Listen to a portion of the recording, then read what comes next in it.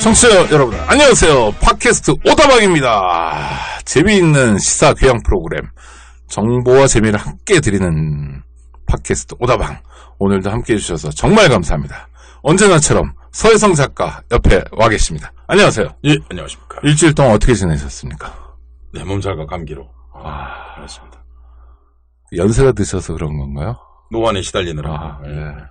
혹시 건강을 위해서 뭐 하시는 일이 조금이라도 있으십니까? 오창이가 안 만나면 좋아질 텐데. 계속해서 만나고 있는 것이 큰 문제다. 네. 이렇게. 격조 높은 그랬는데. 네, 진짜 오늘 격조가 높아집니다. 저희가. 본인은 잘 알 수가 없는데 집안으로 보면 격조는 틀림없이 있는 집. 아니요, 그뿐만 아니라, 오다방이 태어난 이래, 뭐 여태까지 모신 분들이 다 훌륭하고 정말 우리 사회 중요한 분들이었는데 가장 거물을 모셨습니다. 아, 그렇군요. 네, 집안은 뭐 대한민국 최고고요. 개인은 그러니까 아닌가요? 개인도 그렇고요. 개인이 거물이고 집안은 뭐 저는 진짜 우리 할아버지 뭐 하셨나 하는 생각이 드는데. 누구십니까? 더불어민주당의 이종걸 원내대표십니다. 짜자잔! 네, 어서 오십시오. 예, 안녕하십니까? 네. 목소리도 좋으시네요. 요새 바쁘시죠? 그렇게 크게 생각보다 바쁘지 않습니다. 무슨 일로 제일 바쁘십니까? 경제책 보고 있습니다. 그러시구나. 사실 이종걸 원내대표를 오늘 모셨으니까 정말 얘기해보는 건데, 독립운동가 집안이시죠?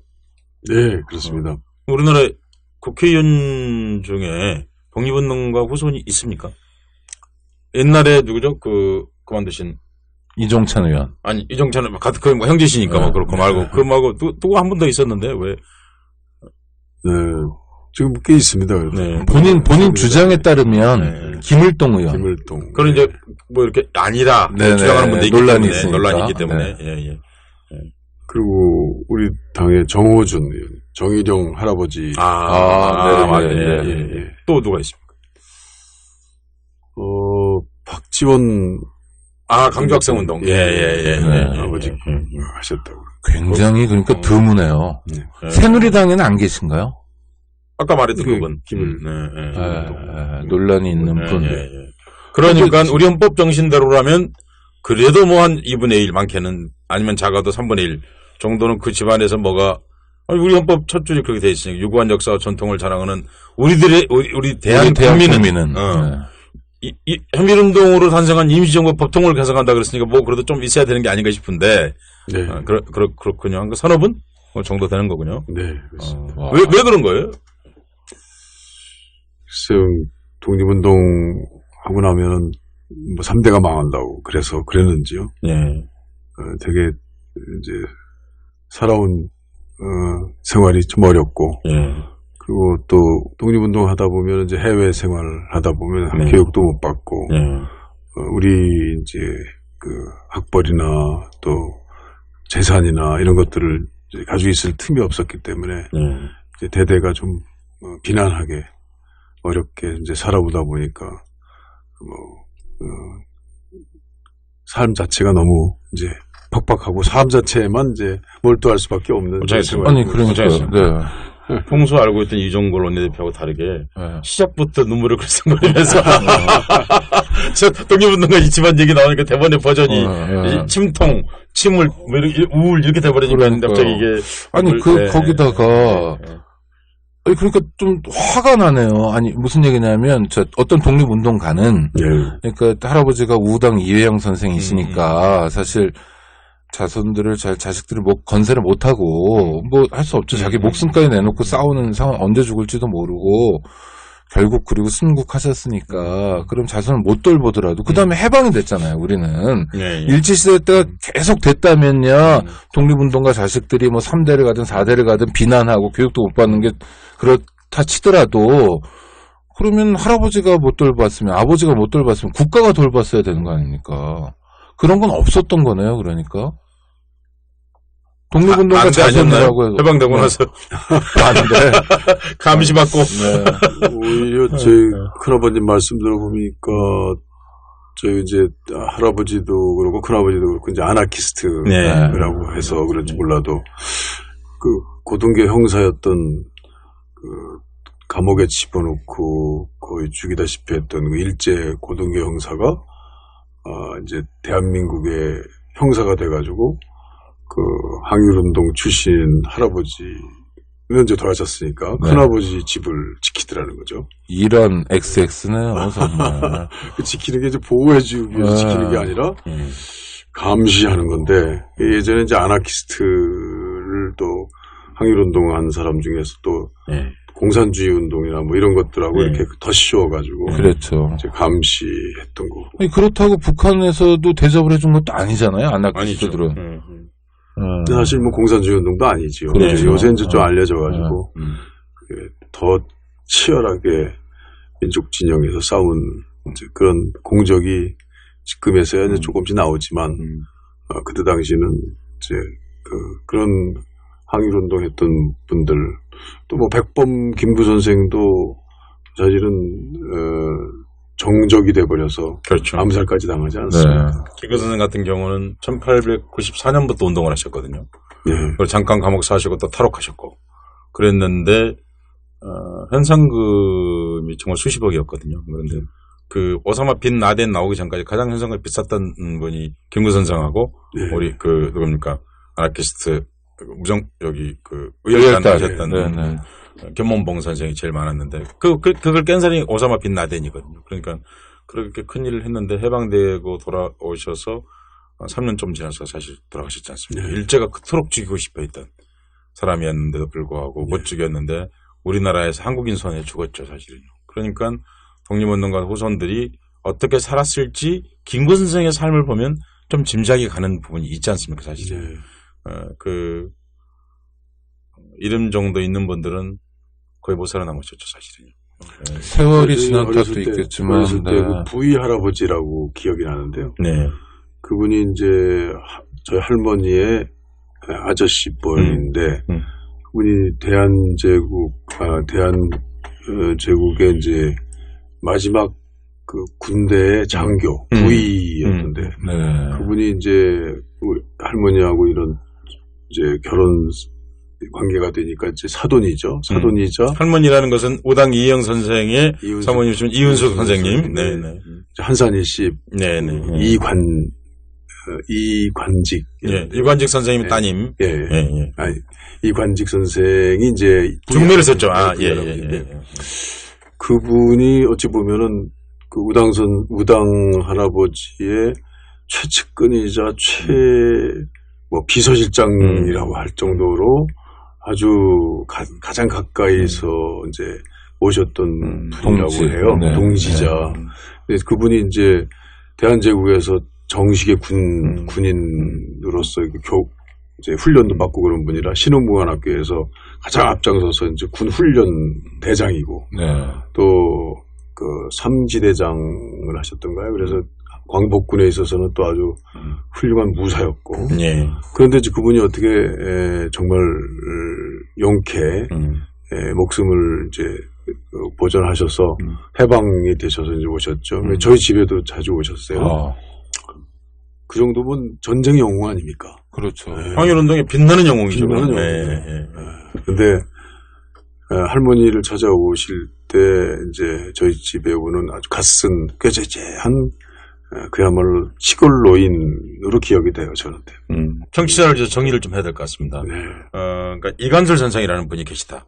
그분은 구한말 대한제국에서 부위라고 하는 그 군 직책을 하셨는데, 장교를 하셨는데, 나중에 이제 우당 선생하고 군대 해산하면서 군대 해산했을 때 이제 독립운동의 길로 나섰는데, 그때 이제 우당 선생의 부인이 되시는 이윤숙 선생님을 소개해 주신 같은 한산 이씨 집안에 계신 분이시다.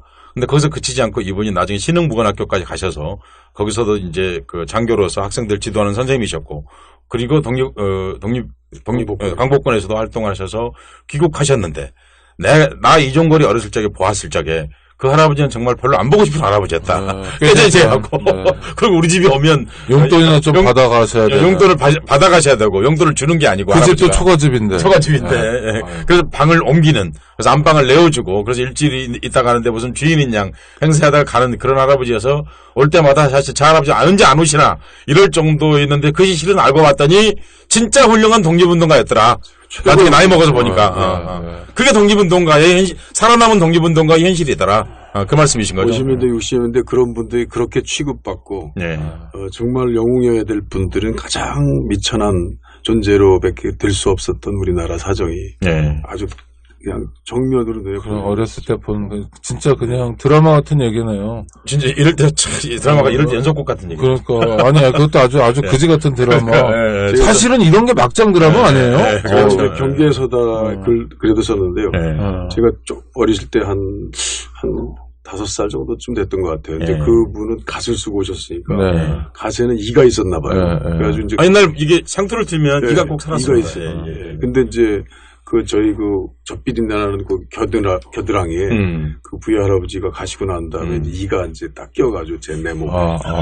그래가지고 이제 어머님이 좀 과잉 행동을 하시면서 그 있던 장들을 막 밖으로 내놓고 이제 그것이 되게 좀 괴로움이었긴 하지만 제가 이제 막 손을 이렇게 막 하니까 딱 보니까 이 겨드랑이에 그냥 이가 쫙 껴있는 것을 보고 이게 이제 어찌 보면 부의 할아버지 소행인 거죠.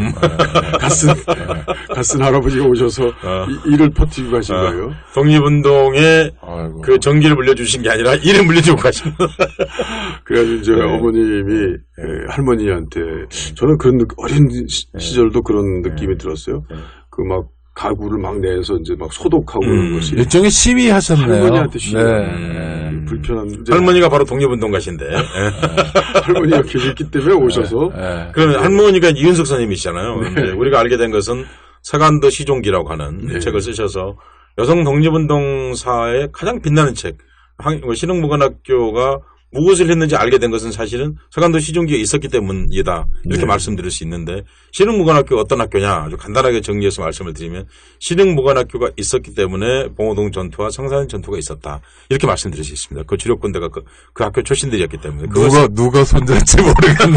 저는 객관적인 지식을 제가 얘기하는 겁니다. 그러니까 근데 그 이윤석 선생님께서 독립운동가는 아셨어요? 어디서 성장할 때 내 할머니가 독립운동가였다. 이런 거 혹시 알았습니까? 할머니가 저를 이제 앉혀놓고 자장가를 불러주시면서 이제 재울 때도 항상 비로봉에 뭐 두 호랑이가 살았는데 호랑이가 이제 사람이 되면 또 훌륭한 사람이 되고 무서운 사람이 될 수 있는데 뭐 이런 전설 얘기 해주셨지. 할머니의 무용담, 할머니의 가장 자랑스러운 과거에 대해서 저는 한 번도 들은 적이 없어요. 왜요? 제가 볼 때는 할머니한테는 별로 기억하고 싶지 않은 과거였던 것 같아요. 그러니까 과거 그 항일운동의 영웅적인 정말 역사적인 장면은 할머니한테는 괴로움이고 그건 절대로 자랑스럽지 않은 장면이었던 거예요. 근데 만약에 제대로 된 나라였다면 그래서 텔레비전에 막 나오는 거예요 할머니가. 그렇죠? 할머니 얘기 할아버지 얘기가 드라마로 이미 50년대부터 막 제작되고 영화도 몇 편 쏟아져 나오면 사람의 마음이 그렇지 않습니까? 그때 아무리 고통이 있었더라도 손주를 무릎팍에 앉혀놓고 그런 얘기 텔레비에서 봤으니까 야 옛날에 이러고 정말 우리가 어렵게 찾은 나라다. 이 나라 한번 제대로 키워보자. 너의 할아버지는 이렇게 나라를 구하셨단다. 이런 얘기를 막 하셨을 텐데 그러니까 자장가에 그런 얘기를 한 번도 하신 적이 없습니다. 그냥 호랑이 얘기만. 전설 얘기하시고 비로봉 얘기하시고. 좀 웃지만 정말 미치겠네요. 근데 이제 어떤 일이 있으셨는지 아버님이 할머님께 그 예전에 그런 글을 한번 기억나는 대로 써보시라고 이제 이런 화선지에다가 책을 만들어 주신 게 바로 그 서간도 시종기의 원본이군요, 그것이. 그걸 그냥 일필의지로 쭉 써 내려가신 글이 바로 이제 그거였는데 거의 아무 참고 자료 없이 그렇게 기억력이 뛰어나신지 그래서 제가 말씀 들은 것처럼 그때 당시에 항일운동가들은 다 이제 태워버리고 증거를 없애야 되니까 기억력을 기억 뺏기 오직 자기 기억만 자기가 살릴 거죠. 수 있는 것은 오로지 자기 기억밖에 없다는 그런 삶을 사셨기 때문에 그 기억력이 그렇게 좋으셔가지고 그냥 기억에 의존해서 쓰신 글이 연대기 뭐 장소 이런 것들이 나중에 문헌 고증을 해보니까 다른 자료랑 맞춰보니까 전혀 차이가 없었다는 걸 보고 나중에 역사학자들이 할머니 그 서간도 시종기를 보고 놀라셨다고 그런 얘기를 들었습니다. 제가 보기 있게도 서간도 시종기를 한번 볼 일이 있었습니다. 원본을 그 화선지에 쓰여진 볼 일이 있었는데 이제 이른바 이제 띄어쓰기 없는 왜냐 이분들 띄어쓰기 그렇죠. 쓰기 전에 네, 이제 네, 망명하신 네, 분들이니까 그래서 띄어쓰기가 없이 그리고 새로 쓰기. 처음부터 끝까지 붙여 쓰는 네. 그 붙여 쓰기 그러니까 그림으로 치자면 그래픽으로 치면 첫 글자에서부터 끝까지 글자가 붙어 있는 거죠. 거기에 이제 쓰셨는데 그리고 약간 중간에 고치신 거 몇 군데 빼놓고는 네. 정말 일필로 쓰신 거예요. 정말. 그건 누가 뭐 어떻게 수정하고 그럴 수 있는 것이 아니고 그렇게 쓰셨더라고요. 그러면 한 번 쓰면은 그러니까 어느 정도 분량을 그냥 쫙 쓰신 겁니까? 아니, 들으셔야 네, 그러니까. 손자가 증언을 하셔야 돼요. 네. 이게 이제 좀 지금 A4 용지의 2배쯤 되는 큰 화선지에다가 이렇게 아버님이 접어주신 그 세로의 그 칸. 칸에다 채워서 이제 쭉 써 나가신 게 이제 여러 책이 돼요. 그러니까 완전히 초고로만. 초보래. 그럼 초보는 그대로 이제 옮긴 게 하나의 책인데. 네. 그 어마어마한 거네. 지금 우리 글 하나 쓰려고 해도. 그렇죠. 고치고 또 고치고 뭐 검색해봐야 되고 이런 거 아니에요. 날짜도 맞춰보고 해. 네, 그렇죠. 사실만을 전달하면 이제 그렇게 어렵지 않은 글일 수 있는데 거기에 꼭 이분이 소회를 피력하셨어요. 그러니까 뭐 이렇게 쓰신 거예요. 가령 한데 뭐 기억나는 게 가령 겨울을 나는데 그 오당장은 오시지 않고 남편이라고 부르질 않아요. 네. 오당장. 호 뒤에다 장이라고 붙여서 한 번 더 높여 주는 거예요. 그러니까 오당장은 오시지 않고 그리고 이제 작은 데 가고 학생들이 또 몇 명 와 있었다는 거예요. 네. 학생들하고 또 거기 같이 일하는 열 몇 식구가 강냉이 한가만이로 겨울을 나야 하는 거예요. 그 얘기를 그런데 그렇게도 살면서도 절망하진 않았다. 이렇게 자기 소리를 딱 남기는 거예요. 그러니까. 그러니까 왜냐면 사실만 쓰는 건 좀 어렵지 않은데 그 소회를 요즘 말로 한 패러그래프마다 당신은 소회를 딱 남긴 거예요. 네. 고모님에 대해서 언제 한번 인터넷에 글을 본 적이 있었는데 고모님 성함이 어떻게 되시죠? 이규자 숙자. 네, 이규석 선생이 어렸을 적에 이제 무기 운반책이었다는 거예요. 소녀니까 이제 몸을 못 만질 거 아니에요. 0살 때 1910년생이니까 네. 0살 때 망명을 한 거죠. 그러니까 태어나기는 우리 조선 반도에서 태어났지만 이제 삶의 시작은 만주에서 시작을 아버지 따라서 중국인과 같은 이제 중국어 발음이 되는 거죠. 그러니까 중국인에 대해서는 아무래도 감시가 좀 덜하니까 무슨 무기를 운반하거나 그럴 때는 그 어린 열 몇 살짜리 어린애가 이제 온몸에다가 다 무기를 달고 좀 운반하고 자의로요. 자기 뜻으로. 아니, 물론 아버지가 시키기도 했겠지만 본인이 동의하고 나중에 많이 성숙했던 것 같아요. 열 몇 살짜리도 아주 성숙한 생활을 했던 것 같아요. 그래서 의지할 데가 없으니까. 그리고 만세운동할 때 이럴 때도 어린 사람들 많이 했죠. 그래서 이제 그 가령 이제 배신자들 처단하고 그럴 때 이제 이 어린 학생이죠. 이규숙 학생이 이제 앞장서서 가는 거예요. 예쁜 중국어 입고. 그렇게 해주는 거예요. 자기 학교의 친구의 아버지가 여기 산다. 이제 그 사람 일정이에요. 그러면 그 밀정을 이제 찝어주는. 그러면 이제 아니 안에 공간을 설명을 해야 되잖아요. 그래 나중에 우리 운동까지 들어갈 수 있을 거 아니에요. 그런 걸 하거나 나중에 남편이 되신 장혜평 선생이 이제 은행을 털러 갔거든요. 그럼 은행을 털러 갈 때 먼저 이제 일제시대 때 예쁜 옷을 입고 일제시대 그러니까 그래서 일본 은행을 털러 가는 거예요. 진짜 이게 사실입니다. 말 타고 흰말 타고 촥 은행을 들어가는 거예요. 그럼 먼저 가서 은행이 어떻게 생겼는지 파악을 하고 와야 되잖아요. 그래서 사람 몇 명 어디에 앉아 있고 그걸 이제 이윤숙 선생이 이제 이윤숙이 아니고 이제 이규숙 선생이 한 거예요. 이제 그래서 그 좋은 옷을 입고 이렇게 하는 거죠. 그러면 이제 들어와가지고, 그래서 그 다음 남편이 된 거예요, 이제. 장혜평이라는 독립운동가가 이제. 그래서 정말 그 돈을 또 해오고. 근데 제가 사진을 봤는데 위인이시더라고요, 아주. 그러니까 그런 하기 딱 적임이. 통하기도 했겠네요. 아니, 근데 이렇게 얘기하면요, 오늘 하루 종일 얘기를 해야 되는데, 제가. 이분 정치인이고. 정치인도 그냥 정치인이 아니라 중요한 정치인이에요. 이거 하나만 여쭈면서 마무리하고 싶은데, 자, 국회의원이 300명 대충 있지 않습니까? 뭐 한두 명 빠질지 몰라도 300명 국회의원 중에 그래도 독립운동가의 핏줄이라도 조금 되는 사람들이 뭐 1%, 3명, 4명 있을까 말까. 근데 이제 우당 이회영 선생 또 이시영 선생 이런 집안의 분은 이종걸 의원이 유일하시잖아요. 좀 무거운 자리. 그렇습니다. 아니, 부끄러운 게 아니라, 잘 못한다, 뭐 이런 뜻. 근데 굉장히 무거운 자리시네요, 그러니까. 현실 정치인으로서 뭘 해야 되는 몫도 있지만, 할아버지가 늘 뒤에 계시는 것 같을 거 아닙니까? 항상 제 빛 같은, 근데 또 저한테 저 하늘에 있는 빛, 태양 같은 빛 같은, 그러니까 항상 부담과 두 가지 의미에서의 빛. 빛이자 예. 이지다. 그렇죠. 라이트 이제 뎁. 영어 하시네요. 아니, 아까는 자기가 영어를 하지 않았어요. 하여튼 그렇군요. 그러니까 정리를 하면 여기서 정치인 이종걸 갑자기 태어난 게 아니다. 우당 이혜영 선생, 우리가 잘 알고 있는 조선의 가장 큰 부자였다고 하는 우당 이혜영 선생, 여덟 형제가 한국을 따라가서 여덟 형제 중에 한 분이 살아 돌아오셨는데 그분이 이시영. 네, 대한민국 초대 부통령이시죠. 네, 그리고 다섯 형제는 독립운동 과정에 산화하셨는데 그분들이 가장 힘을 모아서 열심히 했던 일이 만주에 있는 삼원보에 있는 신흥무관학교를 세우는 일이었다. 그래서 그 신흥무관학교를 통해서 우리의 초기 독립운동의 조직적 독립운동의 대표적인 성산이나 봉오동 전투가 가능했다. 그 집안인데. 그리고 3.1운동 나자 네.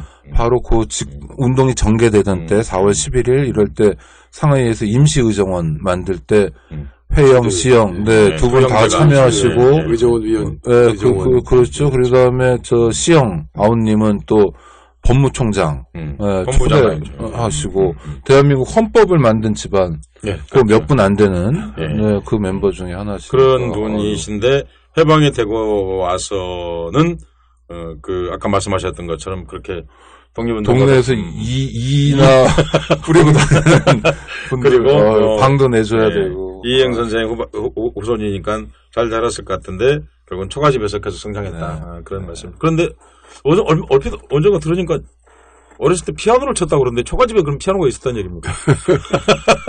피아노 쳤다는 얘기여서 지난번에 그러니까 어디 집회에서 피아노 치고 그러는데 네. 저희 어머님은 여주에서 이제 자란 분이신데 예. 여주면 땅이 넓은 곳인데요. 예, 여주에 그래도 큰 땅을 가지고 계셨던 그 변궁댁이라고 해서 아마 그분 몇 분이 이제 공주였다고 그러나요? 그래서 거기 받은 사익 땅을 기초로 해서 상당히 땅을 많이 가지고 계셨던 좀. 이 집은 우리 집하고 좀 많이 다르네요, 그죠? 거기 집은 어떤데? 공주 막 이렇게 나오고 그러니까. 예, 아무튼. 이제 어머니는 집안 좋다고 외할아버지가 그냥, 아버지한테 그냥 보냈던 모양이에요. 백사공파 집안이다. 가거라. 이렇게 된 거구나. 그냥 시집을 온 거죠. 그러니까 그냥 아주 가난한 집에. 당했군요. 당했어. 집안 좋다고 와가지고. 그래서 그 세간살이도 막 시위도 하시고, 이럴 줄은 몰랐다. 우리 어머니는 이제 그런 로직이 조금 다른, 뭔가 이제 좀 근대화에 대한 열망도 많으시고, 또 좀 못 살아도 잘 산 것처럼 보이려고 하는 수도 있고. 이제 아마 외갓집에서 빚을 얻었는지 어머님이 어느 날 갑자기 이제 피아노를 사가지고 오신 거죠. 피아노가 하나의 기준이었죠 사실. 피아노인지 아니냐를 가리는 거였죠. 있는 집 없는 집. 근데 뭔가 안 맞는 게 안양 전체는 피아노 한 대밖에 없었으니까.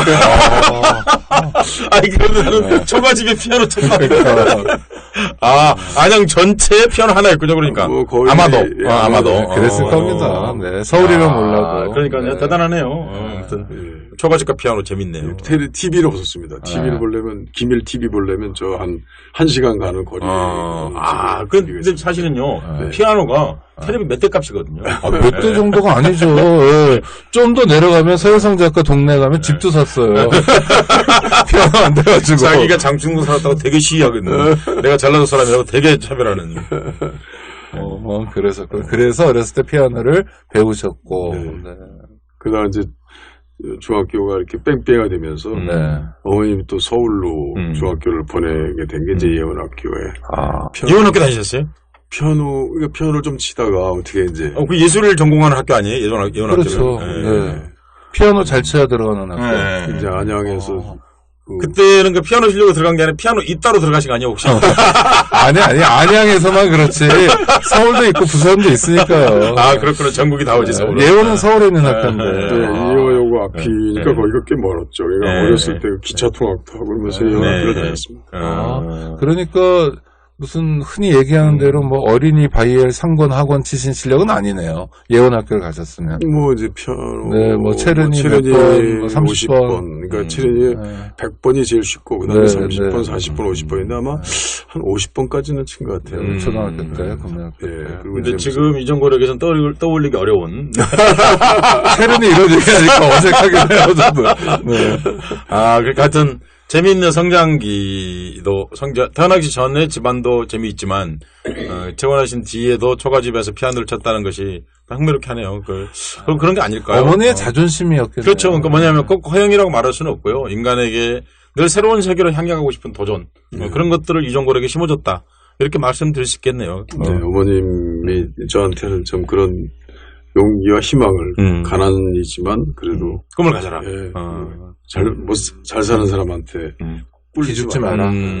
그랬군요. 그래서 제가 이제 외갓집에 가면은 거기는 풍토가 아주 다릅니다. 외갓집은 아주 아주 잘 사는 변궁댁. 예, 변궁댁 이모 여러분 계신데 이모 외삼촌 이런 분들이 그 외삼촌 한 분은 뭐 일본에서 학교를 다니신 분이고 일본 대학을 다니시고 뭐 이런 분들이 이제 그래도 좀 뭐 좀 가진 게 있는 이제 그런 외갓집인데 거기 가가지고 약간 꿀리는 것 같으면 제 올 때 아주 두들겨 맞고 내 입맛 왜 그런 짓 했냐 이러면서 외갓집 갈 때도 옷도 잘 입혀서 갔겠네요. 뭐 그 집안이 그 양반이고 또 독립운동한 집안인데 좀 잘 산다고 해서 꿀리면 안 된다고. 어머니 훌륭하신 분이네. 오늘날 어머니 성전에 계시죠? 네. 오늘날 이종걸 건강은 안 좋습니다만. 네, 어머니가 많이 만드셨네요. 아니 지금 얘기 들어보니까 뭐 이종걸 어머니가 어머니 작품이네. 감사해라. 연세가 얼마나 되셨죠? 이제 30년생이시니까. 7 되셨네요, 우리 나이로. 그럼 뭐 또 건강하게 또 오래 사실 수 있습니다. 이 방송을 통해서 어머니께 한 말씀 하십시오. 아마 못 드실 거예요. 지금은 이제 병석에 누워 계시니까. 네. 그러세요? 네, 가끔 가다가, 이렇게 휠체어 타고 이렇게, 제가 앞에 이렇게 창문 앞으로 이렇게 해드리고 그러는데 걷지는 잘 못하시고. 그럴 정도로 몸이 안 좋으세요? 안 좋아지셔서. 잘 듣지 못하실 텐데, 어머니 아들이 그래도 이렇게, 부족하지만 잘 성장해서, 딴 사람들한테 욕 안 먹고, 어머님, 생각하시는 거에 10,000분의 1도 안 되지만, 그러나, 사랑 구실 좀 하고 있다는 걸 말씀을 드리고 싶어요. 사실 다 그게, 아니, 소박하지만, 우리 그냥 보통 사람들의 바람이잖아요. 그렇죠. 뭐, 다른 사람은 몰라도, 우리 엄마, 우리 아버지가 좀 알아줬으면 또 인정받고 싶고, 뭐, 이런. 그런데 이종걸님께서 한 가지는 말씀 잘못하신 것 같아요. 이종걸 옹이라고 하셨어요. 이종걸 의원. 이종걸 원내대표께서는 한 가지를 말씀을 잘못하신 것 같아요. 뭐요? 욕 안 먹고. 그게 걸리셨어요? 그게? 저도 사실 그 얘기 했다가, 아이고, 이거 딜이 먹고 이러니까. 저도, 야, 그렇게 생각하시는구나. 근데 욕은 왜 드시는 거예요? 그러니까, 보면은, 이렇게, 제가 민변 변호사 할 때부터 이렇게 멀리서 뵙고 그랬었는데요. 그런데, 뭐, 보면은 이렇게 특별히 나쁜 일은 안 하시는 것 같은데, 왜 이렇게 인터넷에 뭐, 특히 트위터, 이런 데가 왜 이렇게 욕을 많이 잡수시는 거예요? 아이고, 요새, 교회나 성당 가면은 어떤 분들께서 연세 많으신 분들이, 아이고, 왜 대통령한테 그렇게 막말하냐고 그러면서 야단 맞으시고. 그래서 최근에 이제 대통령께서 한번 또 저한테 왜 대놓고. 그때 왜 그랬냐고 그런 게 이제 알려져가지고 잘 몰랐던 분들도 요새 조금 이제 원내대표로서 이렇게 저렇게 언론에도 좀 나오는데 그때 왜 그런 얘기를 했냐고 하는 게 이제 알려지니까 이 사람이 옛날에 그렇게 험한 욕을 했구나. 그리고 요새 이제 담화가 있었지만 제가 볼 때는 정말 적절치 않은 담화 내용에 대해서 제가 또 대통령이 아니라 대통령 때를 쓴다고 대통령이라고 대통령이라고 했더니 아마 또 그 말 가지고 또 우리 동네 이제 경로당의 어르신들은 또 아마 종편 TV 보고 이종걸이 또 저런 얘기에 야단 또 치시고 그런 욕을 많이 먹습니다. 근데 저는요. 그런 욕은 사실 좀 드셔도 괜찮을 것 같다는 생각이 들어요. 뭐냐면 여기다 표 떨어지는 건데? 아니 표가 좀 떨어지더라도 사실은 뭐 무슨 뭐 표현이 조금 거친다든지 뭐 그건 뭐 생각해볼 여지가 있을지 모르지만 대통령이 잘못 나가고 있는 것에 대해서 단호하게 비판하고 야당의 원내대표로서 그다음에 어떨 땐 손목 잡아주고 어떨 땐 발목 잡아주는 거 아닙니까? 그 이상하게 가는 건 문제 제기하고 지금 국민들이 걱정하는 건 문제 제기를 잘 안 하는 거 아니냐, 야당이 잘 안 싸우는 거 아니냐 이런 걱정인 것 같아요. 그래서 이제 뭐 제가 매일 그래도 국민들한테 이렇게 할 말씀을 드리는 시간이 저한테 주어져서 그럴 때 원내대표로서는 대통령에 대한 말씀을 우리 사회 경제적인 어려움과 이 민생 파탄, 삶의 정말 이 질곡을 대통령이 그렇게 모르실 수는 없는 거다. 그런 이제 얘기를 안 할 수가 없는 거거든요. 그렇죠. 또 야당이 그런 일 해야 되는 거 아니겠습니까? 그래서 이제 그런 것을 이제 나서서 하게 되면 어떤 때는 이제 대변인도 얘기를 하지만 어떤 때는 저 혼자만 했을 때가 있죠. 그러면 이제 저 혼자 야단을 맞죠. 욕을 먹고. 혼자 제일 많이 하시는 거 아니? 난 사실 그거 여쭤보고 싶었어요. 그래서 어떤 때는 뭐 누적된 횟수가 너무 많은 것 같아요. 그러니까 왜 딴 사람들은 얘기 안 하는 거예요? 야당은 원래 대통령과 여당 공격하는 게 직업 아니에요? 네, 여당 공격하는 게 아니라 대통령 공격하는 직업이에요. 아니면 그것이 이제 결국은 권력의 어떤 감시, 견제, 그리고 타락을 막게 하는 그런 것들의 역할일 텐데. 그런데 사실 국민들이 가장 실망하고 있는 건 야권의 분열이 아니거든요. 야당답지 못한 거거든요, 사실은요. 그래서 이제 야당과 여당이 구성돼서 이제 국회가 이루어져 있는데, 뭐 국회가 요새 국민들한테 이렇게 칭찬받을 만하진 못합니다. 잘못하는 것도 사실이긴 합니다만, 그 잘못한 데는 여야가 사실 손발을 못 맞추는데, 그 여당이 너무 대통령을 이제 둘러싼 청와대의 그 지시에 그대로 그냥 매여 있기 때문에, 도대체 국회가 정말 완전히 통법이 돼버렸습니다. 통법부. 다수 여당이 대통령의 말에 그냥 그대로 됐으니까 그야말로 삼각의 그 안정된 그 권력 분립이 깨지고 이권 분립이 돼버린 거죠. 저희는 이제 소수당이 물론 이제 100명이 넘는 소수당이니까 저희도 사실은 그걸 100% 견지 못한 것에 대해서는 저희도 잘못했다고 생각해요. 네.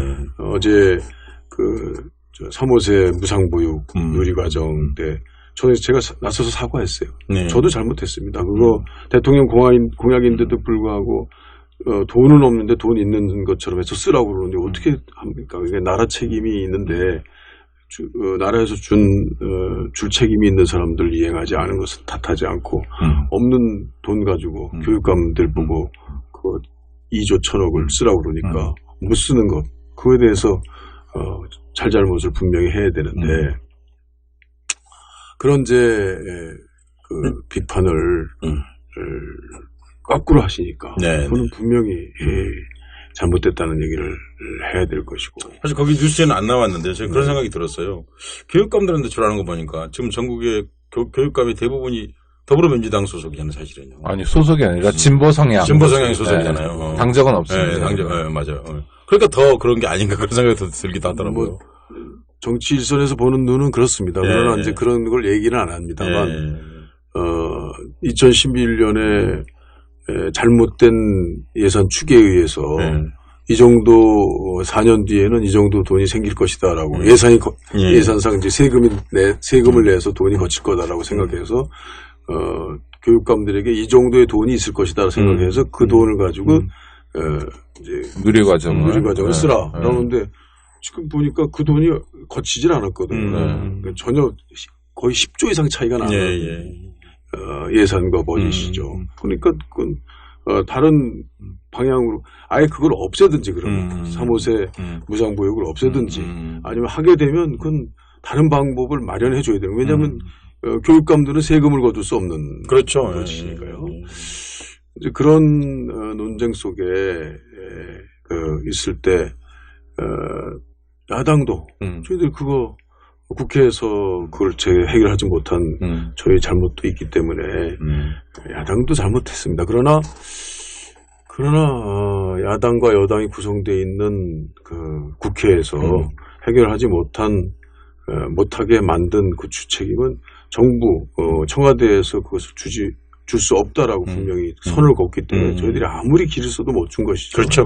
근데 결과 책임은 저희들도 같이 있다. 이제 그런 사고를 했습니다. 네, 알겠습니다. 뭐 그런 것으로 볼 때 보면 국회 탓 또 법이 안 된다고 하는 탓을 하는데 정말 대통령이 이렇게 국회 탓, 법률 탓하는 대통령은 처음 봤어요. 네, 처음 그래서 탓.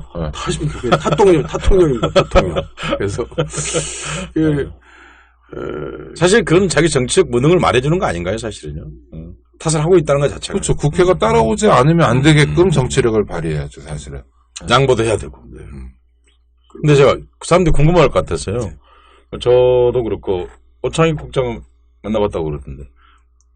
그건 인간 박근혜. 저 같은 사람 본 적이 없잖아요. 대통령 대통령 이전에도 보신 적 있습니까? 국회의원실에 국회의원이니까 여러 번 보셨겠죠. 상임위에서 이렇게 마주치고 한 본 적은 한 10여 년 전에 있었는데. 상임위를 같이 한 적이 있습니까? 네. 무슨 상임위였습니까? 그때 과학기술정보통신이 한 몇 달간 같이 한 것 같아요. 제가 법사위 있다 그러고 하니까 거기 계시더라고요. 제가 쉬운 거 그냥 청취자 여러분들이 궁금해할 것 같아서. 그때 만난 박근혜, 국회의원 박근혜 능력 있어 보였습니까? Yes, no. 별로 그렇게 안 봤는데. 뉴스 나오겠네요. 지금하고 그때하고 다른 점은 뭡니까? 지금은 많이 노련해지신 것 같아요. 그래요. 그때보다. 이게 노련해진 겁니까? 여기도 이제 지난번에 그 청와대 가서 네. 이렇게 이제 두 대표, 양쪽 대표, 저를 포함한 대표와 원내대표 이렇게 양쪽에 놓고 이렇게 이제 있는 글을 이렇게 읽으시면서 이렇게 쭉 설명하는데 전에보다 훨씬 부드럽고 아주 그렇게 귀에 들어올 수 있는 수첩에 대한 의존도가 낮아졌다. 수첩을 그대로 읽더라고요. 읽는데 그건 변함이 없네. 여전히 수첩 공주인데 그 예전보다 훨씬 더 이렇게 유려하게 설득력 있게 잘 읽으시는 것 같더라고요. 아니 이게요. 말씀을 잘하시는 것 같다가 아니라 유려하게 설득력 있게 잘 읽는다고 하니까 참 묘하네 어감이. 그때 박근혜 대통령께서 저보고도 생긴 것도 잘생기고 말씀도 잘하시고 그런데 사실 저도 그때 박근혜 대통령이 오래 하셔가지고 근데 모두 발언을 조금씩만 한 줄 알았는데 그 모두 발언은 끝나는 것 같더라고요. 그래서 제가 가져온 자료를 그렇죠. 해야될 얘기를 해야죠. 다 읽었습니다. 읽었더니 박근혜 대통령만큼 읽은 거 시간이. 그러니까 언니 앞에서 맞짱을 뜬 유일한 사람이군요. 저도 읽었습니다. 읽었는데 이제 저보고는 말씀도 잘하시고 이렇게 표현을 잘 해주시더라고요. 근데 저도 그때 읽었습니다.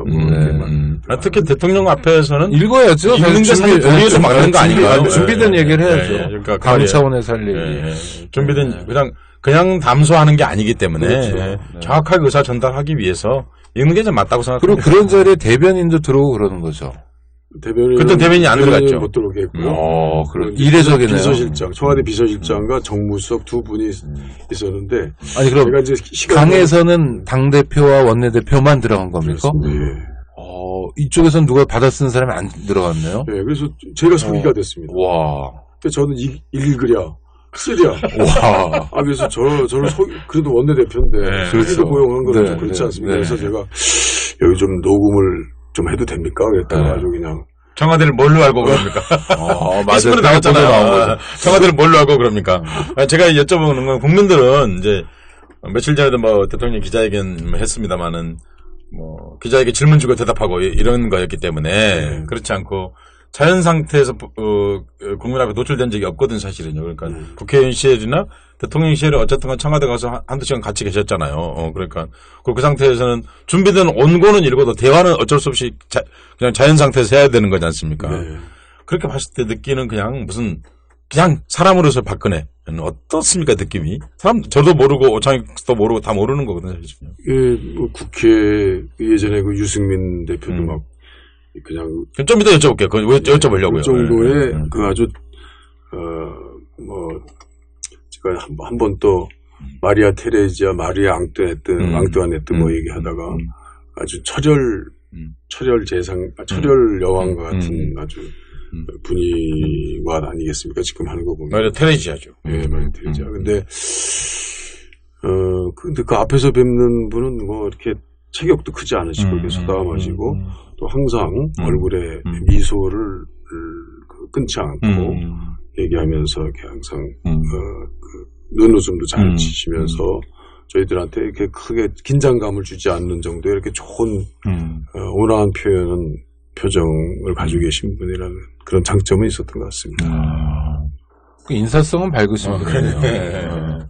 그러니까 옷 잘 입는 것처럼 맵시는 굉장히 얼굴 맵시도 좋고 옷 맵시도 좋고 좋으신 분이다 그런 말이시네요. 그 좋은 그러니까. 인상으로 이제 한몫하시는 것 같아요. 그렇군요. 그렇군요. 장점일 수도 있겠네요. 근데 대통령으로서 중요한 건 인상이 아니라 대통령 말 속에 담긴 내용이잖아요. 그렇죠. 자전거를 타고 다니도 괜찮고 화장을 안 해도 괜찮으니까 전체 국민을 위해서 일을 해야 되는 거지. 그리고 화장자라는 사람은 모델이라고 따로 직업이 있잖아요. 한복 잘 입은 모델은 또 따로 있고. 그러니까 그분들이 그렇게 하시면 될 것 같은데 아무튼 가장 잘못하고 있는 점 한두 가지만 꼽아본다면요. 박근혜 대통령이. 그리고 정말 만약 친구거나 또 아주 개인적으로 굉장히 각별한 사이거나 그래서 그렇다면 충고하고 싶어요. 나한테 조언을 구한다면 내가 정말 이거 한두 개는 꼭 얘기해주고 싶어요. 그냥 이건 진짜 하지 마라 뭐 이런 거. 안녕하세요. 오창익입니다. 인권연대는 정부나 기업의 지원을 사양하고 오로지 시민의 참여로만 운영하는 100% 순도의 민간 인권단체입니다. 1999년 창립 이래 한눈 팔지 않고 오로지 인권운동에만 매진해 왔습니다. 인권연대 회원으로 참여해주세요.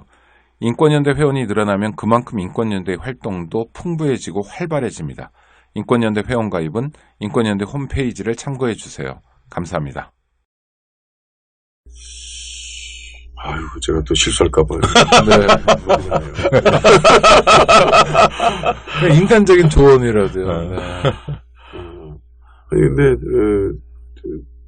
최근에 이렇게 계속 반복적인 그 국회에 대한 이제 비난과 그 비판과 그리고 국회에 있는 그 많은 인물들에 대한 그런 이제 그 비난 탓 이런 것들이 그렇게 본인을 대통령 당신을 이렇게 막 높이는데 크게 도움은 되지 않을 것이다. 근데 이제 나서서 제가 그 비판하는 저한테도 사실은 괴로운 정말 이거 소모적인 일이니까요. 그런 말씀 안 하셨으면 저도 그렇게 하고 싶은데 원내대표도 그런 얘기 안 하는 원내대표이기 때문에 할 수밖에 없는 그런 이제 노고를 좀 이해해 주십사 그런 생각입니다. 알겠습니다. 정치인 이종걸 이 원내대표가 되고 나서 가장 멋있었던 때가 있었습니다. 국회법 개정을 하겠다고 해가지고 여당의 유승민 원내대표하고 합의를 해가지고 더구나 그게 이명박 정부 이래 최초 합의인 것 같아요. 아마 이렇게 합의를 해가지고 근사한 합의. 합의는 매번 보죠. 근사한 합의. 근사한 합의인데 더구나 숫자도 299명 중에 한 200한 정확한 숫자는 기억 안 나는데 240, 50명 정도가 서명을 다 해가지고 그렇다. 국회법 개정해야 한다. 합의를 딱 한 그 순간 나 이정도로 이렇게 훌륭한 사람이 몰랐다. 아니 그러니까 이거 청취자들께 좀 도움 말씀을 드리면 국회의원들 저희도 이제 법에 관여하고 이럴 때가 있는데 진짜 좋은 법을 만들고 우리 장발장법 국민의 민생을 살리는 법이 장발장법. 그래서 예를 들면 벌금을 현찰이 아니라 카드나 체크카드 신용카드로 낼 수 있다. 그러면 이게 결국 어떻게 되냐면 법무부 시행령 가서요. 이거는 땡땡 회사 카드로만 내라든지 이런 식으로 입법의 취지가 굉장히 제한되고 심지어 본질이 왜곡되는 경우도 많잖아요. 그리고 그걸 의정활동하시면서 많이 보신 거잖아요. 내가 국회에서 법 만들어서 보낼 때는 이런 취지에서 이런 사람들 살려보자고 한 건데 거꾸로 효과가 나타나거나 이게 시행령 문제였던 거 아닙니까? 이것에 대해서 국회의원들이 드디어 문제 제기를 한 거죠. 그리고 여야가 합의한 거죠. 그렇죠. 그거를 발의를 이정걸 원내대표가 했다는 거죠. 유승민 대표 손을 유승민 잡고. 대표에게 발의 제안을 한 거고 야당은 100% 성의했겠죠. 근데 이제 그게 계기가 참 중요합니다. 세월호 아닌가요? 계기가. 세월호법 시행령이 세월호법에 저촉되고 있기 때문에 이제 그 점에 관해서 유승민 대표도 많은 토론 중에 이제 인정을 한 거죠. 그래서 법에 저촉되는 시행령이 있을 때는 국회가 법을 제정한 국회가 시행령이 잘못됐다는 점을 지적하고 그걸 고칠 수 있는 그러니까 고칠 수 있는 교정할 수 있는 정정할 수 있는 바로잡을 수 있는 그런 권한을 국회법에 넣은 것입니다. 근데 그게 그러니까 청취자 여러분을 위해서 정리를 해야 될 것 같아요. 그러니까 몇 년 동안 1년 반 동안에 걸쳐서 세월호법을 만들자는 논의를 계속 해왔는데 그것이 실제로 와서 어렵게도 만들었지만 여야가 합의해서 법안을 만들었는데 정작 그 행정부로 넘어가니까 그 하위에 일종의 집행하기 위한 절차로 있는 시행령이라는 것이 있는데 그 영은 세월호법이라는 모법의 취지하고 다르게 이미 되고 있더라. 너무 지나치게 시행령이 이미 이 법과 다른 법처럼 시행되고 있더라. 그러니 이 모법의 취지에 지나치게 어긋나면 그거를 바로잡을 수 있도록 하는 조항을 국회에 권능으로 집어넣자라는 것을 여야가 결의하신 거죠. 그러니까. 예. 그게 헌법 원칙인데요. 그렇습니다. 그렇죠. 우리는 헌법 아래 법률이 있고 법률 아래 시행령이 있고 시행령 아래 이제 시행 규칙이 있기 때문에 조례 규칙이 있는 거죠. 그런 법의 그 외계 질서라는 것은 너무 당연한 것이기 때문에 뭐 저도 그렇게 잘못한 건지는 몰랐습니다. 잘못 안 했었어요. 아니 잘못 안 했어. 서작하면 제일 잘한 거라는데. 네. 그런데 그걸 동의해준 그 유승민 맞아요. 그걸로 날라간 거죠. 그걸로 인해서 완전히 거의 그냥 몰살 당하듯이 끄집어내버리는 그 대통령의 힘을 보고 도대체 이게 어떻게 된 일인지 제가 여태까지 배워온 법률 지식, 법률에 대해 법률가시잖아요. 책임해야 되는 그 헌법에 관한 그래서 제가 헌법 좀 배우십시오. 뭐 이런 얘기도 했다가 또 막말했다고 야단 맞고 그랬죠. 그게 왜 막말이에요? 아니, 공부해야죠. 헌법을 좀 배우셔야 됩니다. 공부해야죠. 했다가 또 그냥 뭐 신문에 크게 나오고. 아니 대통령이 아니 궁금한 게 국회의원 처음 초선 됐을 때가 몇 년도시죠? 2000년? 2000년입니다. 2000년에 국회의원이 되면 그래도 국회의원 되기 전에 이종걸 변호사는 저도 자주 뵙는데 여러 가지 인권활동 많이 하셨어요. 그리고 저도 많이 괴롭혀드렸어요. 막 심부름도 시켜드리고. 그냥 시켜드리면은 서울대 우조교 사건 하셨죠. 그리고 부천서 또 하셨고, 부천서 선거문 사건도 하셨고, 뭐 그런 굉장히 굵직굵직하게 사실은 뭐 박원순 변호사랑 같이 열심히 많이 뛰셨고요. 박원순 변호사만이 아니라 민변의 에이스였는데요. 천주교 인권위원회에도 에이스셨고 하여튼 그런데 가톨릭이시죠 종교가? 네. 그런데 그러니까 이제 법을 아신단 말이에요. 공부도 하셨고. 법대를 두 번 다니셨어요? 아니 그러니까 아셔요. 그러니까 그건 이제 제가 이종걸 변호사가 국회의원이 된 건 인정하겠다는 거예요. 그런데 그런 사람만 있는 건 아니잖아요. 또 법을 배웠더라도 거꾸로 이상하게 배우거나 막 공안적 시각으로만 해석을 한다거나 친구분이 갑자기 생각나는데 하여튼 그래서 그렇다거나 또는 하지 말아요. 농담이에요. 이 방송 취소돼. 그 다음에 또 하나는 황누구? 전혀 헌법에 대해서 한 번도 안 읽어본 사람도 사실 국회의원 될 수 있잖아요. 네. 그렇죠? 되고 있고 오역하거나 잘못 해석하는 건 물론이고 그럼 국회의원이 되면 헌법 공부할 시간을 줍니까? 의원들한테 알아서 하는 거죠. 대통령이 되면 헌법 공부할 시간이 있습니까? 아니죠. 알아서 하는 거죠. 그럼 공부해야 됩니다. 그거를 법으로 강제할 수는 없지만 개인적으로 무슨 선생을 모셔다가라도 대한민국 역사도 공부하고 해야 되는 거 아닙니까? 지도자들은 국회의원도 그렇고 특히 대통령은. 뭐 강사 한 명 추천하셨습니다. 헌법 강사. 누구요? 한웅구. 아니, 그러니까 한국 현대사 강사. 아니, 헌법에 대해서. 네, 헌법에 대해서, 임정헌법에서부터. 한웅구 선생만 가르치는 건 아니지만. 뭐, 헌법을 많이 공부하고 배운 사람들조차도, 저는 그때 수도 서울이 관수법의 그러니까요. 내용이다라는 걸 가지고 위원 결정을 하는 걸 보고, 저는 사실 여태까지 헌법 공부한 거에 대해서 그냥 부끄럽다는 생각을 그때부터 이미 했기 때문에. 그러니까 사실 뭐 이렇게 진정성 있게 제가 얘기를 못한 것이라고도 보시죠. 저는 헌법 책들이 이렇게 제일 많이 파시는 어떤 김땡땡 선생님의 경우에 머릿말을 이렇게 매번 개정판마다 쓰는데 박정희 전두환 때 노태우 때 한마디도 뭐라고 궁시렁대지도 않던 분이 노무현 대통령 딱 되니까 뭐 법조인이란 자가 말이야 헌법을 무시하고 이런 얘기를 장황하게 쓰시더라고요. 그래서 정말 제가 그런 사람들을 불러서 하는 말이 있습니다. 뭐라고요? 해방이 되고 나서 가장 제가 무섭게 생각하고 경멸하는 사람이 해방된 뒤에 독립운동한 사람들이. 네. 민주화된 이후에 민주화 얘기하는 사람들. 그렇죠, 맞아요. 지금 그 사람이 바로 민주화 운동 이후에 민주화 운동. 맞아요.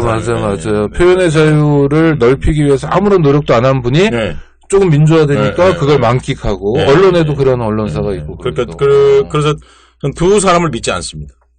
해방된 뒤에 독립운동한 사람. 민주화 이후에 민주화 운동한 사람. 그러면 유승민 대표가 그렇게 쫓겨나고 그런 상황에서 이종걸 원내대표의 입장도 참 모호했겠습니다. 왜냐하면 같은 당이거나 그러면 뭐 같이 싸워주거나 할 텐데 또 남의 당이니까. 어떻게 하셨어요? 그래서 결국 유승민 원내대표가 이렇게 유승민 뭐 헌법에 그 말씀하신 대로 헌법 전문을 읽으면서 그만두신 거 아니에요, 원내대표를? 예. 대한민국은 민주공화국이다. 예, 그걸 헌법 1조 2항을 읽으면서. 이제 그때 이제 유승민 원내대표하고 같이 합의한 문구를 이제 국회의장이 조금 수정하면은 수정 변환 통과시키면은 좋겠다라고 하는 걸 제가 이제 수용을 할 때 그때 이제 원내에서 이제 의원총회에서 반대도 많고 그런데 제가 이제 그걸 설득해가지고 의총이란 야당들 의총을 얘기하는 거죠. 국회의장이 원하는 그 문구를 하나 고쳐서 이제 통과를 시켰습니다. 통과를 이제 시켜서 결국 대통령이 이제 거부권 행사가 이루어진 것인데 그때 이제 그래도 그때 제가 좀 잘했던 건 했다고 그냥 자평하는 거는 그래도 보면 생각이 좀 다르거나 조금 차이가 있을 때 여당과 야당이 있을 때 그걸 조금 일치시키는 노력을 하면은 그 일치시킨 노력에 같이 합류한 사람이 자기 편이 될 수 있다는 거. 국회의장이 그래서 결국 이제 결국에는 이제 책상 안으로 들어갔지만 의결까지 한 것. 그걸 의결도 안 해버리면 그 빛을 볼 수 없었던 건데. 그렇죠. 그 의결 절차까지 가게 했던 것은 그렇죠. 의정이 의정 역할을 한 거죠. 오랜만에. 뭐 이제 그런 정도까지 가니까 오히려 대통령께서 훨씬 더 이제 화가 나기도 하고. 대통령 박근혜 얘기하는 거죠. 네. 그래서 더 화가 나는. 뭐 그런 상황까지는. 아니 근데 저 여기서 한 대만 꼭 짚고 가고 싶은 게요.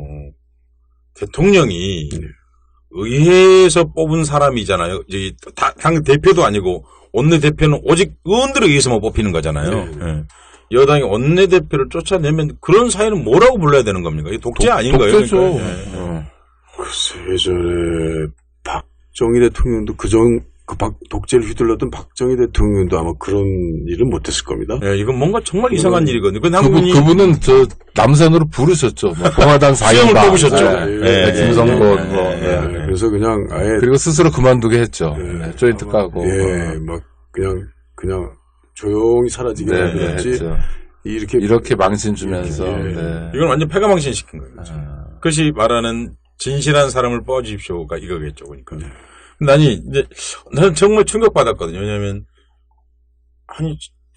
오직 의원 100여 명, 100몇 명일 텐데, 한나라당이니까, 새누리당이, 100몇 명의 의원들이 투표를 해가지고 뽑은 게 원내대표인데, 정말, 어쨌든 간에 국회의원이 뽑았다는 건 대단한 일인 거예요. 제가 보기에는.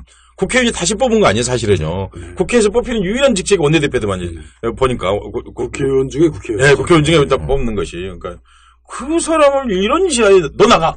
이렇게 내보내니 저 완전 충격받았어요, 사실. 처음에는 너무 어이가 없으니까, 여당도. 어이가 없으니까 그걸 의결하지 못하고 몇 번 의총과 의총을 반복하면서 한 여러 차례 의총에서 이제 김무성 대표마저도 같이 동반 지도자로서의 그 역할을 이제 포기하면서 그러면서 대한민국 헌법 1조랑 얘기하면서 그만두는데 저는 박근혜 대통령 입장에서 조금 생각해 본다면 그 시행령에 대해서 이제 모법이 시행령하고 다를 때 그 개정된 국회법처럼 하면 대통령 못 해먹는 건가요? 그러니까 뭔가 중대한 국정 운영에 있어서 중대한 문제가 생기나요, 실제로? 지금 이후에 이제 사회복지위원회라든지 지금 시행령 정치를 하고 있습니다. 그러니까 법을 만들어 봐야 이제 시행령으로 위임하지 않습니까? 그 위임된 범위 내에서 법을 바꿔야 되는데 시행령이 이제 만들어져야 되는데 전혀 법 내용과 다른 시행령이 나오는 거죠. 또 해석도 다르게 하고 그런 것이 성남시장이 지금 정부하고 싸우는 것도 법을 만들어줬는데 그 시행령을 다른 걸 만들어 버린 겁니다. 그런 것이 이제 한두 개가 아니에요. 거의 시행령 정치를 하고 있는데 그러니까 무시하는 정치죠. 대통령이 전횡 그 한자 말 그대로 전횡이죠. 전횡 그 문자 그대로 전횡을 일삼는데 지장을 받는다는 거 말고 원활한 국정 운영하고는 무관한 것 같고 또 하나는 관료들의 횡포에 나라의 운명을 완전히 맡겨버리는 거잖아요. 입법권을 시행령 세상이 되는 건. 그러니까 이거는 어떤 면에서 민주화 투쟁인데. 신종걸 야당 원내대표 말씀을 정리하면 제가 사실 여쭤본 게 그 국회법 개정이 굉장히 저는 중요하다고 봤고 상권 분립의 핵심적인 내용에 해당하는 거고 상권 분립 정신을 지키겠다고 하셨던 일이었다고 생각하는데 지금 이제 아주 줄여 말씀드리면 이런 거잖아요. 즉 원내대표가 되어서 보니까 현재 박근혜 대통령이 하고 있는 일들은 국회가 만든 법률에 입각하기보다는 행정부가 그 모법에 있는 법률에 의거하기보다는 대통령의 명령인 시행령에 의해서 주로 통치를 하고 있다. 그러다 보니까 법률이 사실 무망해진 사회가 되었다. 그래서 명령 사회가 되었다.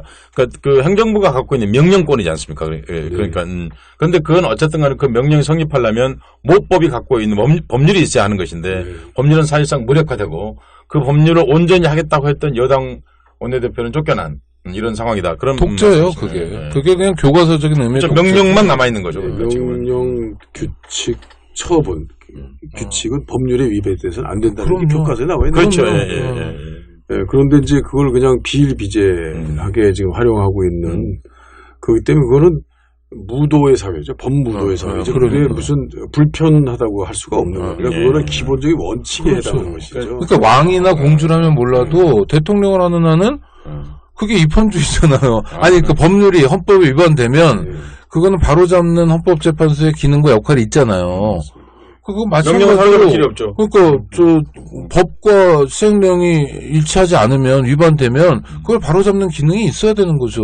심지어 이제 위법 그러니까 위법 명령 심사권이라는 것이 옛날 입헌 군주제 때 만들어진 거거든요. 그러니까 군주가 있더라도 입헌 군주제 시절에서는 그건 용납이 안 되는 겁니다. 그러니까 지금 보면 입헌 군주제보다 훨씬 더 절대 군주제네요.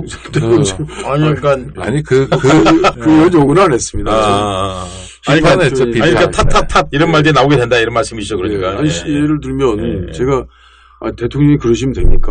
국민을 어떻게 무시하십니까? 대통령이 그렇게 무시하는 국민이 정말 국민이 바보입니까? 국민이 바보입니까?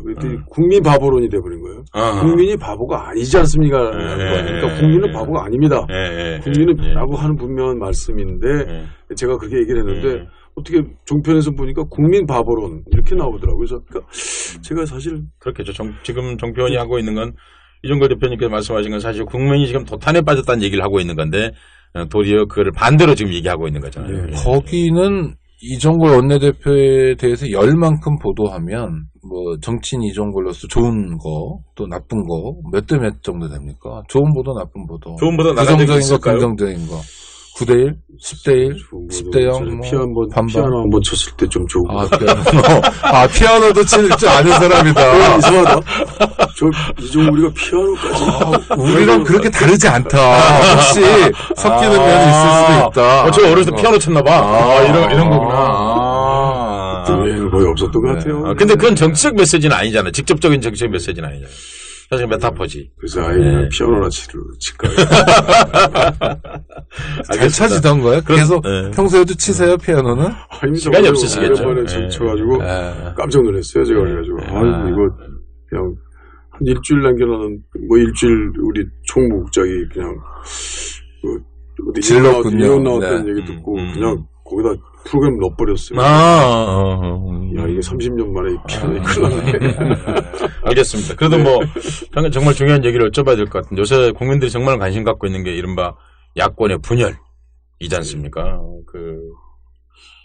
국민들이 뭐, 지지하는 사람들은 뭐, 잘 됐다!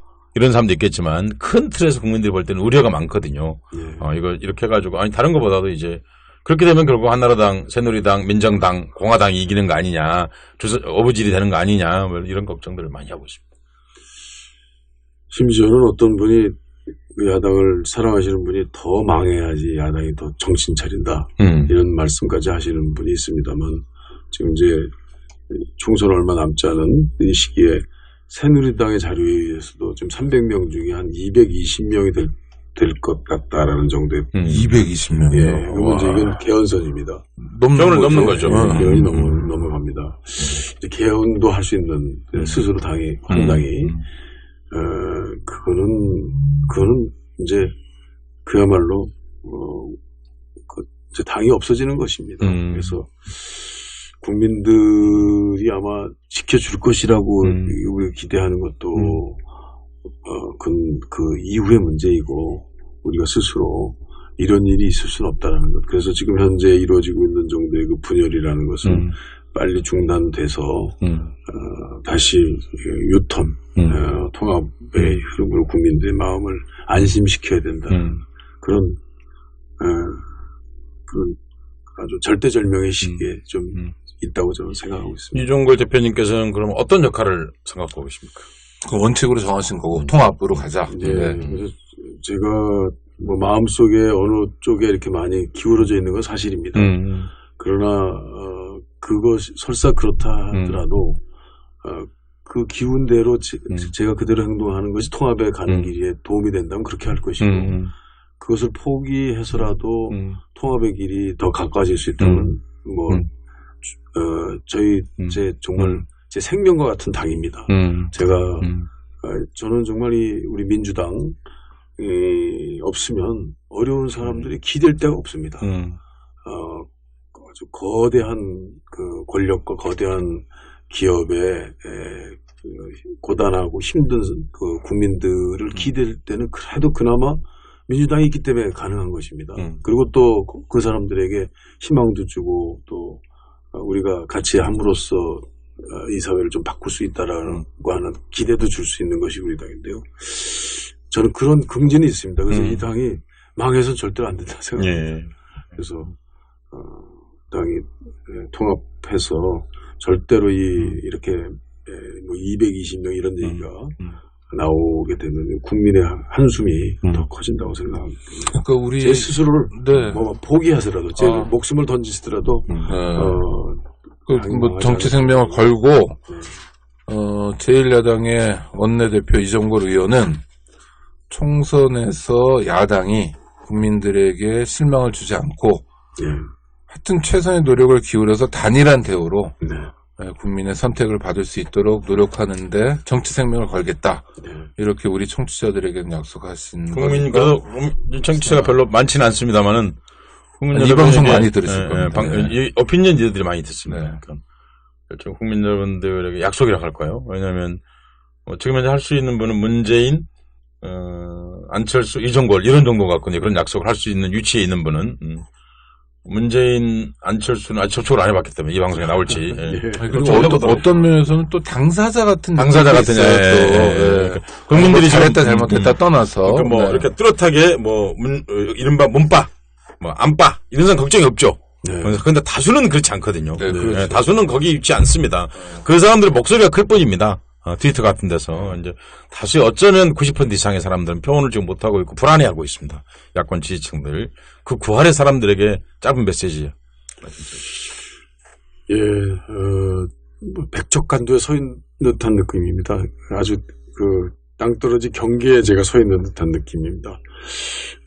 아무래도 우리 야권에서 문재인 대표님 그리고 안철수 전 대표 그 두 분이 대통령 후보로서의 기대가 제일 큰 분들입니다만 그분들이 그런 대통령의 길에 가는 길에 서로 이제 부딪히고 그 갈등하면서 또 서로를 키워나갈 수 있는 측면도 있다고 생각합니다. 그러나 총선은 다릅니다. 총선에 그 부딪히는 것이 이 총선에 어떤 영향을 줘서 아까 말씀드린 것처럼 그런 당의 아주 패배가 분명해지는 그런 결과가 예측되는 경우에는 그건 두 분을 위해서라도 그건 중단해야 됩니다. 스스로 자제돼야 되고 제한돼야 됩니다.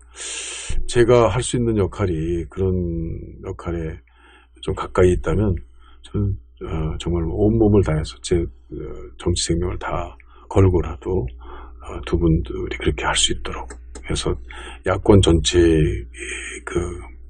멸망에는 도저히 내가 동의할 수 없다. 궁금해서 여쭤보는 건데 보통 정치인들 감사합니다. 정치인들이 정치 생명을 건다는 게 그러니까 어떤 의미인가요? 그러니까 내가 정치를 안 하는 한이 있더라도 뭐 이런 걸 포함하시는 건가요? 그렇습니다. 내가 국회의원 안 하더라도 뭐 원내대표 안 하더라도 야당이 이렇게 터무니없이 밀리는 꼴은 내가 못 보겠다. 내 역할을 하겠다. 정치 안 하면 안 했지. 이런 그럼 비장한 말씀이시네요. 저희 하나의 정치의 몫보다는 우리 당의 정치의 몫이 훨씬 더 크기 때문에 그렇습니다. 정치라고 하는 게 이제 그 정책 생명을 건다고 말할 때는 그 두 가지 뜻이 있는데요. 하나는 현직 직업 정치인으로서 갖고 있는 권세가 있습니다. 그렇죠. 그걸 다 내려놓는다는 뜻이고요. 두 번째는 이제 정치를 하는 과정에서 얻은 사실 무형의 가치가 더 크죠. 사실은 사람들이 이제 정치인들 욕하지만 동시에 신뢰하거든요. 그러니까 그런 무형의 가치까지 포함해서 다 내려놓을 각오라도 돼 있다. 그런 말씀을 하신 거죠. 굉장히 중요한 말씀이죠. 청취자 여러분께 이종걸 원내대표의 표정을 지금 보여드리지 못해서 좀 아쉬운데 참으로 비장한 얼굴이신데요. 아마 글쎄요, 서혜성 작가나 저가 느끼는 것하고 전혀 다른 어떤 치열한 비장함이 있겠죠. 또 저희가 느끼는 위기감보다 훨씬 더 현실 정치인으로서. 그렇죠. 우리 밖에 구경하는 사람이고. 그렇죠. 책임 있는 정치인으로서. 근데 이렇게 말씀을 해주시니 조금 안심이 되고요. 그러다 보니 참 할 얘기는 많은데 방송 시간은 다 끝나서. 그래도 한 가지 질문을 남들어 들어보겠습니다. 독립운동가 항일운동가의 후손이 국회의원이 몇 명쯤 있으면 그래도 최소한의 숫자로 생각하십니까? 광복 70주년 즈음에서 71년인데 올해가 70년. 독립운동가 후손이 몇 명쯤 있어야 최소한의 국회의원의 숫자가 된다고 생각하시냐고요? 지금 자손도 많이 생겼고 그런데요. 글쎄, 그래도 후손들이 그래도 이제 그런 혈연적인 그런 상속된 그런 힘이 있고 또 의지가 있다면 아마 이런 사회에 대한 관심이 많을 거라고 생각합니다. 그러니까 일반적인 사람보다 더 많을 거라고 생각합니다. 그렇죠. 나라 목적도 더 할아버지가 독립운동을 했는데 사회 관심이 없으면 이상한 거죠. 그런 분들 중에서 최소한도 그런 관심이 있는 사람들 중에서 최소한도 상당 부분이 노력하겠다, 또 시도하겠다, 또 뭐 한번 돼보겠다, 그런 게 좀 많이 있어야 되겠다. 그러니까 뭐 꼭 국회의원이 숫자가 몇 명이 아니라가 아니라 그래서 몇 분이라기보다는 그런 분들 중에서 막 시도하는 사람들이 좀 많아졌으면 좋겠다. 제가 이 말씀 드린 이유가 있습니다, 사실은. 해방되고 나서, 강복되고 나서 70년이 지났는데 지금까지 독립운동 혼선들 잘 살지 못하고 있습니다. 그런데 그걸 나라탄만 하고 있기에 너무 시간이 많이 지났습니다. 그러다 보니까 종군 위안부, 점찍고 종군 위안부, 성노예, 일본군 전쟁 성노예 문제 같은 저런 협상이 이루어지고 있는 게 아닌가 생각합니다. 정말 국회의원 중에 3분의 1이라도 독립운동 호손들이 있다고 한다면 내지는 거기에 연관되어 있는 분들이 있었다고 한다면 어떻게 저런 식의 협상을 하고 또 손해상을 옮기느니 안 옮기느니 거기 사람이 원래 집회 신고를 100명 하기로 돼 있는데 했는데 뭐 사람이 많이 와서 1000명 정대협을 수사하겠다는데 아니 정대협이 원래 사람 모으려고 해도 모이지 않아가지고 늘 힘들어했던 데인데 요 근래 저게 이슈가 되니까 사람이 모이는 것인데 그러니까. 그걸 1000명 한다고 수사하겠다 이런 얘기가 어떻게 나올 수 있겠느냐 이 말입니다. 감히 그런 점에서라도 정말 나라의 정기를 제대로 서기 위해서라도 독립운동 후손들이 이번 총선에 좀 많이 출마했으면 좋겠습니다. 정말이죠. 저는 또 하나는 그분들이 이제 조건이 돼서 출마할 수 있는 여건, 뭐 교육도 받고 뭐 이런 것도 있지만 이 당 저 당이든 특히 더불어민주당이 자랑스럽게 이분은 참 뭐 우리 당에는 말이야. 그러니까 우리 당에는 말이야. 저는 다른 영입보다도 이회영 선생 손주도 있고 말이야. 누구도 있고 이게 그냥 혈통의 문제가 아니라 우리가 그걸 구현한다 정말 민족 정기를 바로 세우고 국가다운 국가를 만들어 그런 것도 저는 수권 능력이라 봐요. 우리가 그러니까 이렇게 하시면 되잖아요. 우리가 이번에 정군 위안부 협상 문제 우리가 다시 협상하겠다 집권해가지고 그렇죠. 그렇게 안 한다 우리는. 그렇게 하기 위해서 표본 상징으로 여기 누구 후손 국회에 영입했단 말이야. 그러니까 이분을 반드시 국회의원을 만들어서 이분을 위원장으로 해서 우리가 그 법을 반드시 협상을 다시 하겠다. 이런 약속하면 국민들이 얼마나 희망이 생기겠어요. 그렇죠. 정말 제 치욕감을 느꼈거든요. 협상을 보면서요. 그러면 생각했어요. 불가역적, 최종적. 그러니까 왜 굴욕감을 느꼈냐면요. 협상이라는 적어도 종군 위안부 문제에 대해서는 저건 반인륜적 행위이지 않습니까? 우리가 흔히 말하는 영어도 한 번만 쓸게요. Crime against humanity라고 하는. 이게 정말 중요한 말이지 않습니까? 인도의 반환죄. 그러니까 모든 죄는 다 용서받아. 이건 용서 안 된다는 거 아니에요? 간단하게 말하죠. 공소시효도 없는 거죠. 공소시효도 없는. 근데 그런 일들에 대해서 협상을 저렇게 일방적으로 하고 당사자고 인원도 없이 했는데 저게 이거죠. 얼마나 독립운동을 칼보면 잘할까. 얼마나 그런 생각을 하는 거예요, 제가요. 네, 그러니까 네. 그 아베가 누굽니까? 얘기 시간이 없어 얘기 안 하지만 정말이지.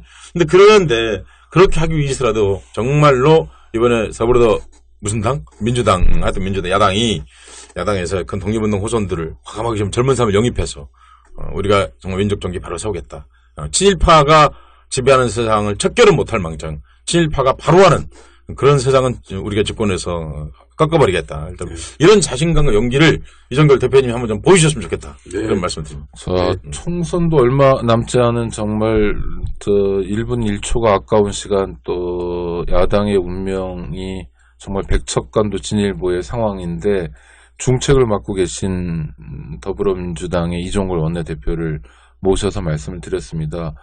저희가 강청을 해서 이렇게 모셨는데 하여튼 감사하고요. 이제 청취자들과 헤어지셔야 되는데 네. 마지막으로 또 새해 아닙니까 아직까지는. 네. 네, 새해니까 덕담도 좀 해주시고 네, 또 정치인 이종걸 네. 전망도 좀 말씀해 주시고 네. 네, 붉은 원숭이 해가 지혜를 상징한다고 하는데요. 이렇게 어렵고 IMF도 힘들다고 그러고 경제에 너무 어렵고 삶 자체가 하나의 고통인 그런 이 사회에 좀 정치가 이렇게 희망을 못 드려서 너무 죄송한데요.